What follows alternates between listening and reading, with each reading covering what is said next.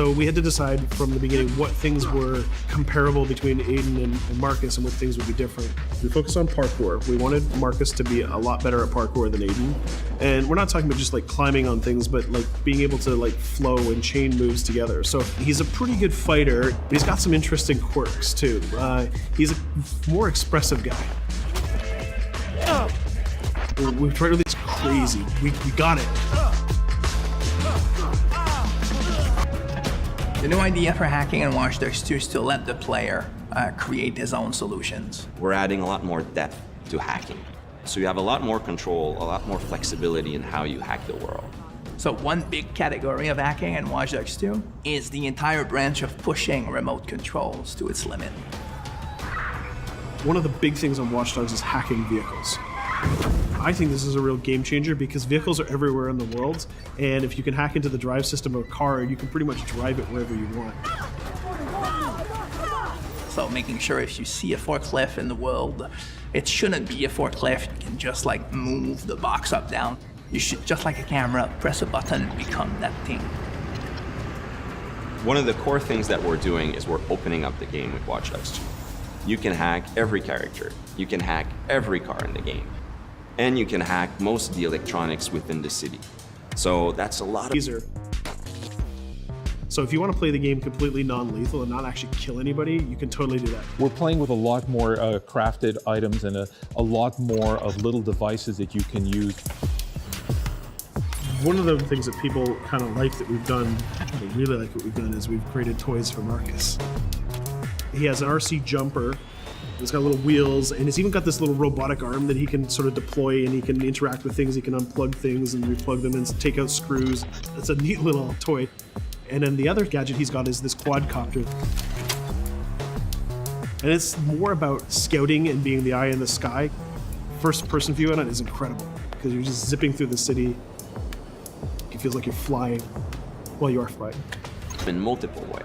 For example, I could hack one person and distract them, have their phone ringing so they look at their phone to create a distraction. Later on in the game, you'll also be able to do things we call mass hacking, which is, well, why only hack one if you can hack them all? There's one thing that I really believe about Watch Dogs players is that there is no Watch Dogs player. There are many types of Watch Dogs players. You should be deciding how you want to play the game. So that means you can play a mission full gun blazing, that's the way you like to play, full stealth, or through hacking only, project yourself in computers, take control of electronics, influence people, and try to get to your goal that way. We try to really support all players' types across all different styles of play, and also allow players to combine and mash these styles and play together too. If you've been playing a certain way for a while, we want the game to kind of challenge you to try different things, but also not force you into playing the game a certain way. We work to improve the driving, make it more accessible while keeping all the different styles of vehicles and adding a lot of physics and feel to all the vehicles. So we keep the depth, but have more accessibility. The team is super happy with the result we've had, and I hope gamers will be just as excited.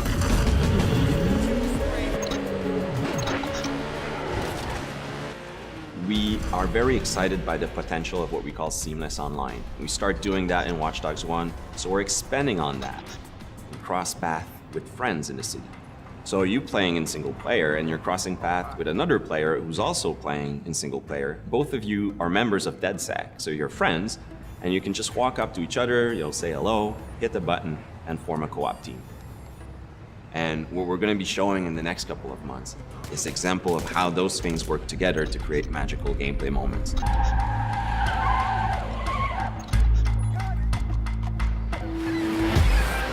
The city of San Francisco and the whole Bay Area is exciting. It's vast. You're going to find a ton of things to do that are unique to you. Basically build your own moments. You know, create a situation that you start laughing at and you say, wow, this happened, and you want to share it with friends. You don't want to just be like a roller coaster or a theme park ride where I go through all the same beats as everybody else. You decide what you want to be spending your time doing. That can be multiplayer, that can be focusing on stories, that can be just exploring the world. Whichever activity you do, we're going to make sure you get rewarded to get you closer to the end game. That's kind of the promise we're making to gamers.